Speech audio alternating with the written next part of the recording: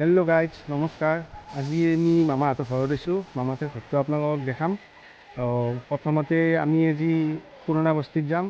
আইতাৰ সেৱা এটা লওঁ। আইতা যিহেতু নায়ে, বহুত বছৰ হ'ল ঢুকাবাৰ। একবাৰ সেৱা এটা লওঁ। মামাহঁতৰ ঘৰটো কালি দেখিম। ভিডিঅ'টো চাই দিম।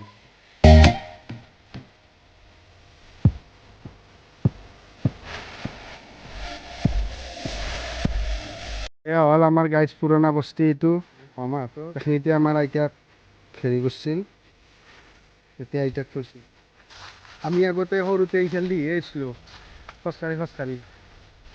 সেইটো হ'ল নদী। এতিয়া পানী চানী নাই, চাই লওক এতিয়া একদমেই পানী নাই। ইয়াতে আমি সৰুতে এই নদীটোত আমি গা ধুইছিলোঁ। আমি সৰুতে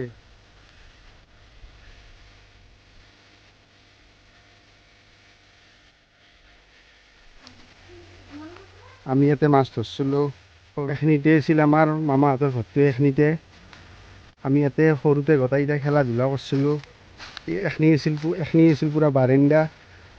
এইখিনিতে আমি খেলা ধূলা কৰিছিলোঁ গোটেইকেইটাই। চাই লওক এতিয়া কেনে হৈ গৈছে। এতিয়া ঘৰত থাকোঁতে কেনেকুৱা আছিল, এতিয়া ঘৰত নাথাকোঁতে কেনেকুৱা হৈ গৈছে। এতিয়া এইটোৱে ৰাস্তা আছিল আমাৰ মামাহঁতে যোৱা। এইটো ৰাস্তা আছিল, যিটো হ'ল কাষৰ এইটো পুখুৰী।